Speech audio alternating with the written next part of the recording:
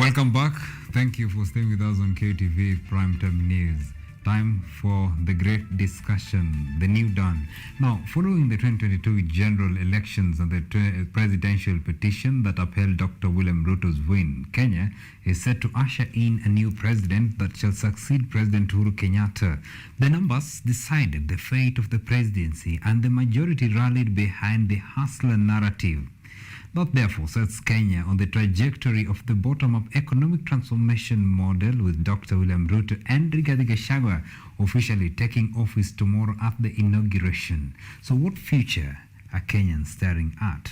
It is the discussion of the night, trying to scrutinize as we speculate on the new dawn. And joining me for this discussion is Martin Maina, who is a youth leader, and Shadrach Kosgei, a political analyst. Thank you so much, gentlemen, for dedicating your time for this discussion. But first, so let us just, because tomorrow we are going to see inauguration of the newly elected president, that is Dr. William Ruto, and his deputy, Rigathi Gachagua.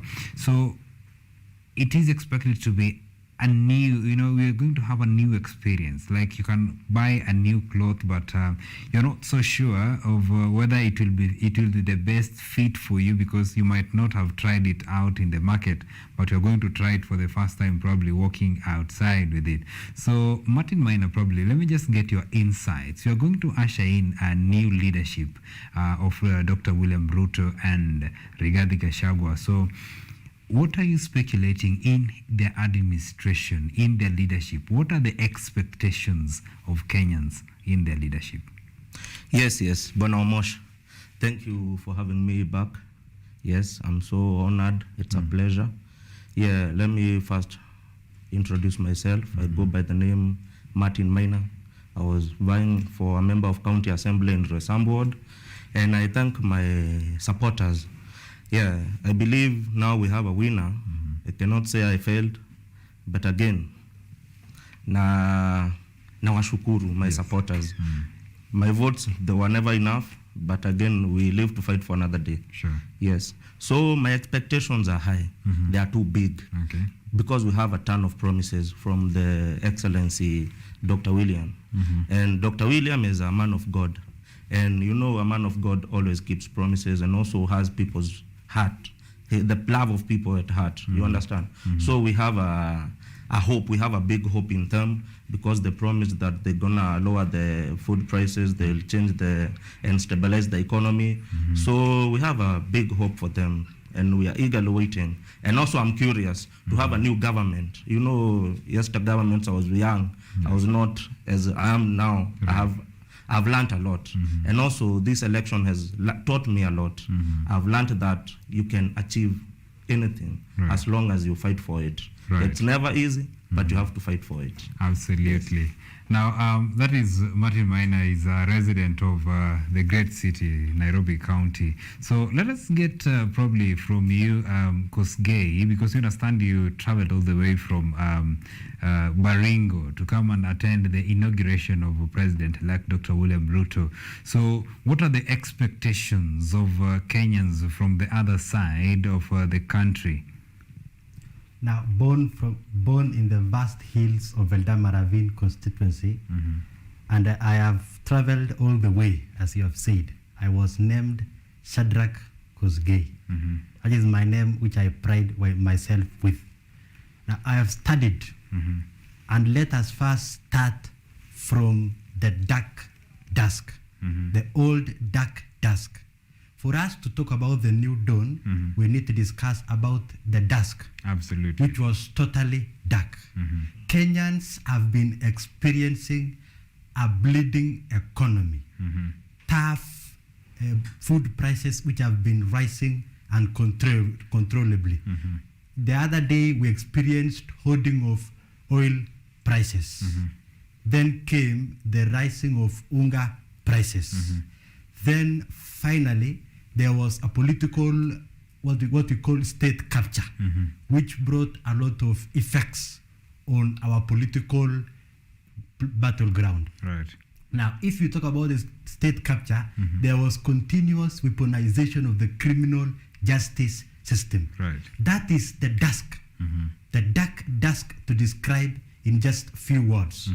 But now, after the inauguration of the president-elect, Dr. William Samoei Ruto, we are expecting him to swing into action as fast as he can to start implementing his manifesto, which was anchored by economy, political developments, and uniting the nation. Right. In the economy part, first one is the prices of unga. And as he was in Meru the other day, he said that he's going to announce the new price of fertilizer. Fertilizers, yes. That is a way of boosting the agriculture. And when you boost the agriculture, there will be high production. Right. High production will lower the prices of maize. That is the first thing to do, because that is an emergency. Now, the other issue of uniting the country, if you look at the voting pattern of the nation, William Ruto received at least 25% to 50% of the votes in the stronghold of the opponent. Right. That one shows that Kenyans are no longer voting on tribal lines. They are trying to align themselves as a country, not as a region. Right. That one displays that we are making progress slowly by slowly, step by step, and finally we will end up bringing the country together. Right. That is what we are expecting. And maybe another issue on the oil prices, William Ruto seems to have notably scrutinized the challenges facing the country in terms of the petroleum. Right. And we are expecting him to make a change, which we are sure he will. That is my view. All right. That is so impressive, Shadrach Kosgei. You're bringing, turning every stone. You left none of the stones unturned. That is so impressive, of course, being optimistic that the new leadership, the new dawn shall be, coming in with goodies for Kenyans. Now, Maina, one problem that, because maybe just to borrow from what Shadrach Kosgei has said, that the issue of state capture, because when the Deputy President William Ruto was campaigning, he majorly said that some of the problems you're facing in Kenya is due to the state capture. And he came out clearly just the other day saying that once he takes the oath and drops the Bible, he will be dealing with the cartels. And we understand really that the cartels have, when it comes to hoarding of commodities, when it comes to hoarding of the maize, when it comes to hoarding of the oil, these are all cartels that probably, they put their interests first beyond the interests of other citizens, of course, which brings the effect of citizens suffering on their, on the issues probably that they are the ones who are orchestrating. So, Maina, what is your take really on this? Will William Ruto fight the cartels that have been in some of these ministries, in some of these government agencies? But we also need to look at it from a perspective that, this is politics, and some of these politicians are also stakeholders in some of these government agencies. Maina. Yes. That's a question. Now, let me tell you, Omosh, the matters with the cartel, it's not a small fight. Yes. It has been a challenge ever since. And the cartels also, they are so connected. And fighting them means you are committed to fight them and eliminate them. Right. You are not there to hold any issues or talking with them or any negotiations. Is to completely eliminate them. Right. And what I believe in William Ruto, our president, His Excellency, is that he has passed through a lot and he was so despised. And he has that urge of really transforming the politics in Kenya, really transforming how politics is being run in Kenya. Kenya is a great land, and we can have a big, we can get like a big difference if at all we can manage and commit ourselves to serve the people and to do whatever roles that were set to us. Now, about fighting cartels, I believe they are also waiting, and they are so bitter because they know Ruto will go after them. Right. So I'm also curious, and I'm praying to God that Ruto, our president, and I'm pleading with him that he won't tire until he make sure he has stopped all that. And maybe just to add on what I was asking, because during the campaigns, the opponents in the politics that the politics that was being displayed, the opponents were accusing the Kenya Kwanza leaders, most so William Ruto, of him being corrupt, mentioning the scandals that he was allegedly involved in. So do you think really the fight will be legitimately be done by the president-elect William Ruto without tainting his image, rather, or without, smearing himself with some of these, corruption and issues that have been in the previous leaderships? Yes. Ruto is very careful. Mm-hmm. And when he talks about going after them, he means what he says.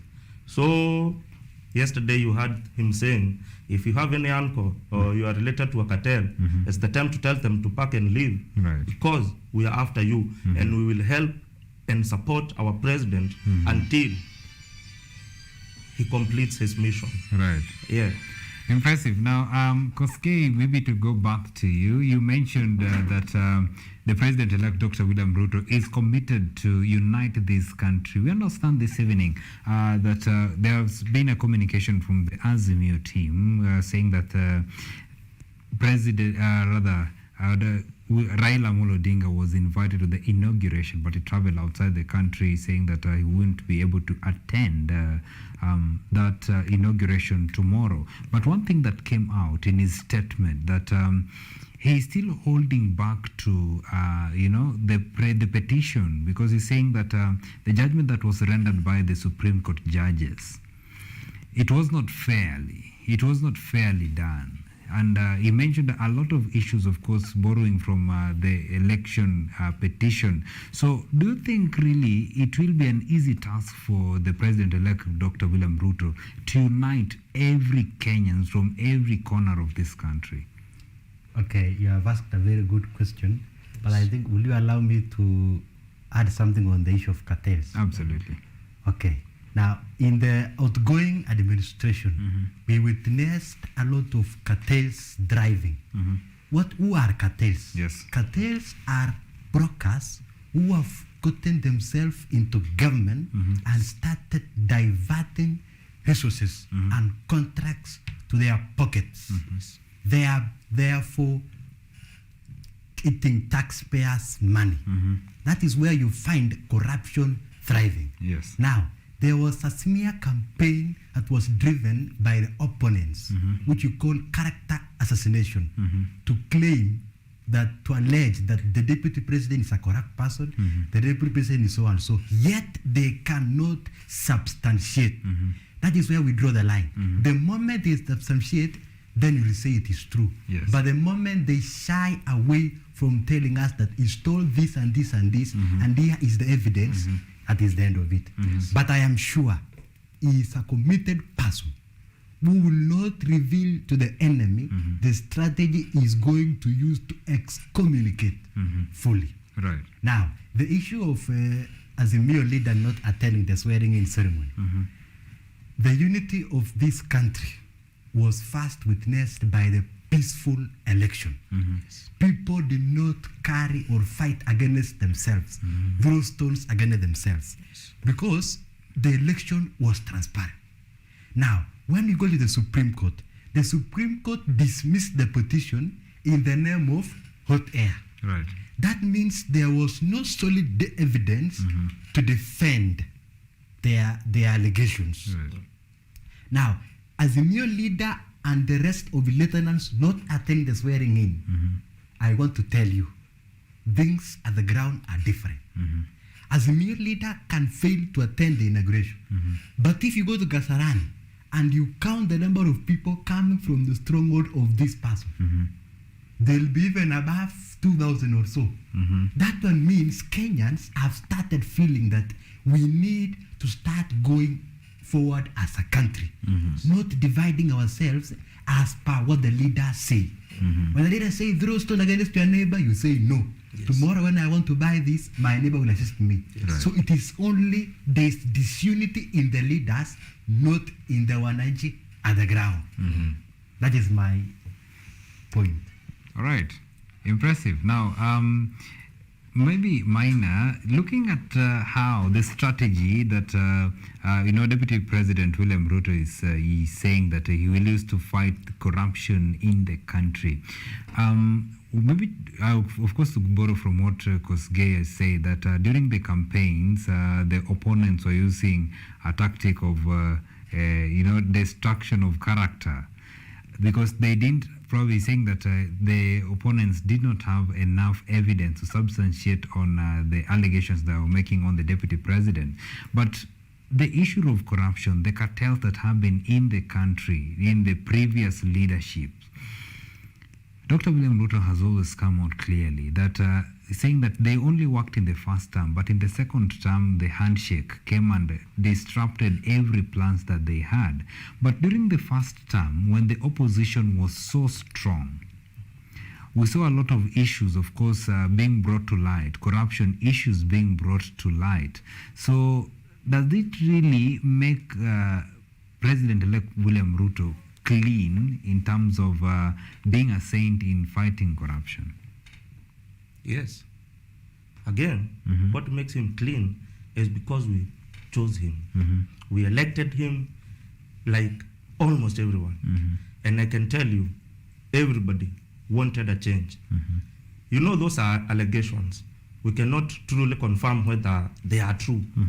But we know there is a matter of corruption in our country that's really ruining us, that's really spoiling everything. We have a dream as a country, yes, and we had a vision, the Vision 2030, and we are moving forward to hitting our goal.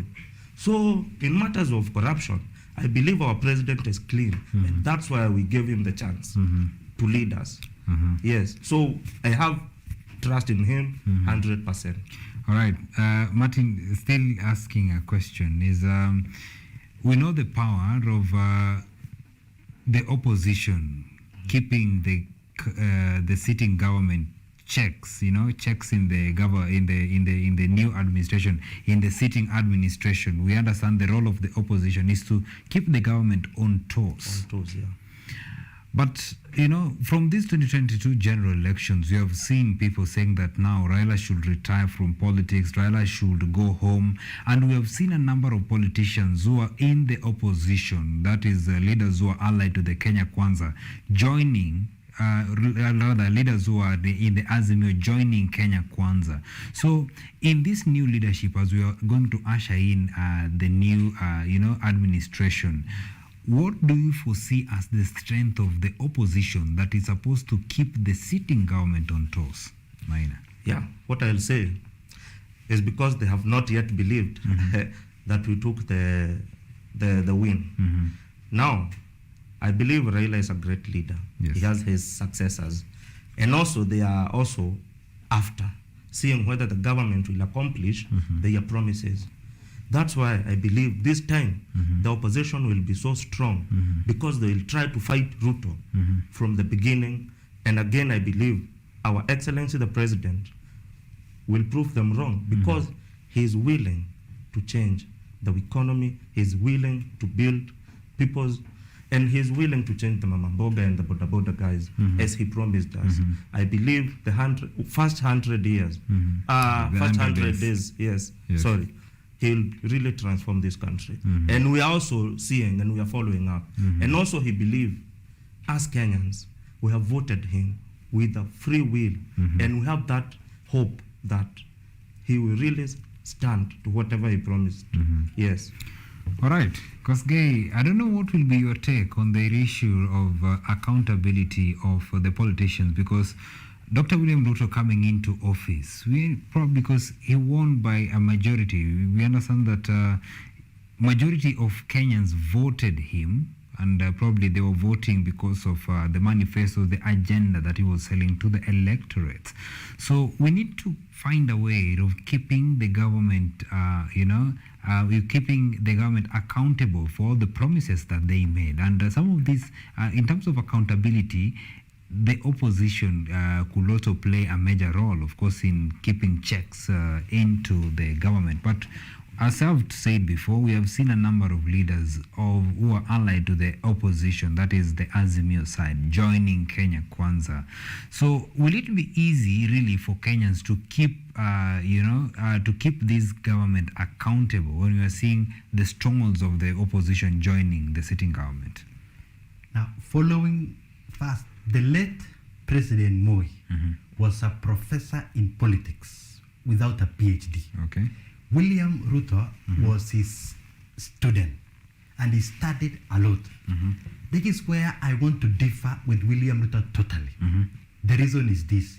He studied that Kenya converted from a one-party state to a multi-party state. Yes. That is where we embrace democracy and diversion of views. Yes. Now, if you look at what's happening now, first, the leaders are lacking principles. Those are people who are being led by their own self-interest, Yes. forcing themselves to join the government. Right. Now, William Ruto, instead of shutting the gate so that we can have a solid opposition team, Right. he is trying to open the gates. Now, the continuous defections of the former Azimio lieutenants to William Ruto's camp first will weaken the opposition. And when the opposition is weakened, and if you look at what's happening, Raila Odinga is very old. He needs to retire Yes. and even rest. Who is coming to inherit the Azimio leadership? Maybe Kalonzo Musyoka. But Kalonzo Musyoka is a non-starter. He needs to be pushed to begin his politics. That means we will have a weak opposition because people like the Kisii team of James Ongwae are joining the government. Right. That one will revert back to 2017-2022 administration, which lacked a strong check, that is by the opposition, because he came into government in the name of handshake. Right. That one weakened the opposition, and there was nobody to criticize and even scrutinize what the government was doing, and that one took us to the darkness. So we are talking of the new dawn. We are advising the William Ruto political advisors that they should advise him to shut the gates, the opposition to remain strong, that the government can be criticized and spot check to do the right thing. Right. A government without an opposition is a government that will terrorize the people totally. Because the Constitution of Kenya upholds, recognizes that there should exist an opposition. That is my view. Right. Interesting. Now, Maina, maybe as we're winding up because of the interest of time, William Ruto has made a lot of promises. You're a politician. You've vied previously, of course, as a member of the county assembly. And of course, probably I know with the time you'll also, because you say that William Ruto has given us hope that we can vie with commitment and hard work, we can vie any elective seat and of course clinch. That is probably in some years to come, you will be vying for the presidency, and probably we might consider me as a running mate. Now, the promises that were made by the, President-elect William Ruto, and also the promises. I'm asking this because you're also a politician. You've also made promises, of course, the electorates. Yes.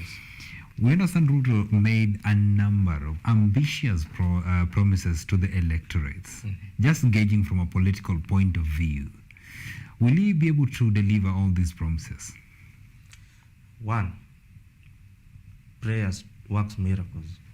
He's a prayerful president. Okay. So God will lead him, and he will ensure, even if he cannot accomplish all the promises, maybe, I'm sure, he'll hit a target of 70%. Again, mashinani, it's not good. And Right. everybody has seen all that. And we have suffered. Wanjiko is really painful and bitter of the leadership that is always experienced in Kenya. Now, what drove our president to promise them is because he already felt. He was in the ground. That's why he has the bottom-up plan. Because we believe that with the bottom-up plan, everybody will feel a change. everybody will feel relievement. Yes, there a kind of relief because we have been through hell, through a lot of challenges. There's no money, there's no business running. Everyone is running away. Investors are running away. There's no place to do anything. Okay. But now we believe that this is a new dawn, it's a new beginning, and it's a chapter that we are being driven by God. He has got us from Egypt, and now we are in Canaan. Okay. And I thank God because Modavadi and Weta, they are now in Canaan. Okay. And we believe in Canaan now. That's where everything gets well. All right. Yeah. I'm so definite and I'm sure that our president is going to work according to his plan, and the bottom-up plan will affect everybody. All right. Yes. The land of milk and honey. So we say we are tomorrow crossing over to Canaan. Yes. Impressive. Now, maybe as we wind up, because gay, politics is about interests. And looking at this government that we shall be now getting into tomorrow officially with the inauguration of President-elect William Ruto, do you think that this government, the new administration, is having the interest of the people at heart compared to the interest, their personal interest being put before the interests of the common mwananchi? That one, we make a flashback on why William Ruto won the election. Okay. Despite contesting for the first time, number two, despite running from a deputy president to a president direct. Okay. Now, the first thing that propelled William Ruto to win this election is the sympathy of the voters. Okay. He was forced into political oblivion where everybody was fighting against him. Number two is that most Kenyans were experiencing a lot of problems in terms of there was a tough economy and prices had gone high and people were complaining. But William Ruto became clever, brought in the bottom-up economic model, have cognizant of the fact that there is million number of hustlers. Now he promised, or he took himself as an hustler. He went to the ground as a hustler, and he told the hustlers, I will revolutionize this country by empowering the people at the medium enterprises. Okay. Again, he said, I will come and bring employment opportunities. Yes. Then the people saw this man might be our Messiah. Right. And that is why they decided to vote for him overwhelmingly. Okay. But William Ruto also came out as a person, we call him grassroots mobilizer, and has the people's interest at heart. Okay. Again, flashbacking on the track record, which he lowered the price of fertilizer from 5,000 to 2,500. He lowered the time when you stay at home after Form 4 from 2 years to around 9 months. Okay. That track record itself shows that William Ruto will automatically deliver and will fulfill his promises of the bottom-up economic model. All right. And we are seeking him to do that. That is what he promised. All right. That is my view. Impressive. Thank you so much, gentlemen, for coming. This is a discussion that we shall be, of course, carrying it on as we get into the new government, keeping the government into checks to ensure that they deliver to the mandate and the promises they made to the electorates.